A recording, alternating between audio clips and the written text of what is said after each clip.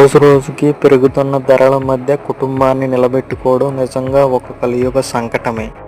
నేటి పరిస్థితుల్లో middle class కుటుంబం గౌరవంగా జీవించేందుకు ఎంత బడ్జెట్ అవసరమవుతుందో మనం తెలుసుకుందాం. కుటుంబంలో ఒకే వ్యక్తి సంపాదిస్తూ నలుగురు కుటుంబ సభ్యులు ఉంటే నెలవారీ ఖర్చులు ఇలా ఉండవచ్చు. ఇంటి అద్దె కేవలం 1 BHK 2 BHKకే 8,000 నుండి 15,000 ఖర్చు అవుతుంది. కిరాణా సరుకులకి 8,000 నుంచి 10,000. ఒక చైల్డ్కే స్కూల్ ఫీజు 3,000 నుంచి 6,000 ఖర్చు అవుతుంది. కరెంట్ అండ్ గ్యాస్కి 2,000 నుంచి 3,000. ఉద్యోగం కోసం ప్రయాణం చేయడానికి 2,000 నుంచి 3,000. ఆరోగ్య ఖర్చుల నిమిత్తం 2,000 నుంచి 3,000. ఈ రోజుల్లో కుటుంబంలో ప్రతి ఒక్కరికి మొబైల్ వాడటం అత్యవసరం అన్నట్టు తయారైంది. దానివల్ల రీఛార్జికి 1,500 నుంచి 2,000 ఖర్చు అవుతుంది.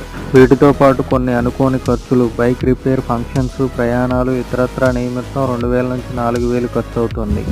ఇది కేవలం సర్వైవల్ బడ్జెట్. అంటే ఒక మధ్యతరగతి కుటుంబం ఆరోగ్యంగా గౌరవంగా జీవించడానికి కావలసిన కనీస ఖర్చులు, భోగభాగ్యాలకు కాదు. కేవలం ప్రాథమిక అవసరాలకే సరిపడే మొత్తం 35,000 నుంచి 45,000.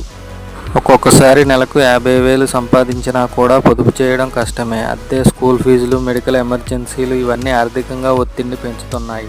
కానీ ఒక విషయం స్పష్టంగా చెప్పవచ్చు, మధ్యతరగతి కుటుంబం బలమైన ఆర్థిక ప్లానింగ్ లేకుండా జీవించడం కష్టం.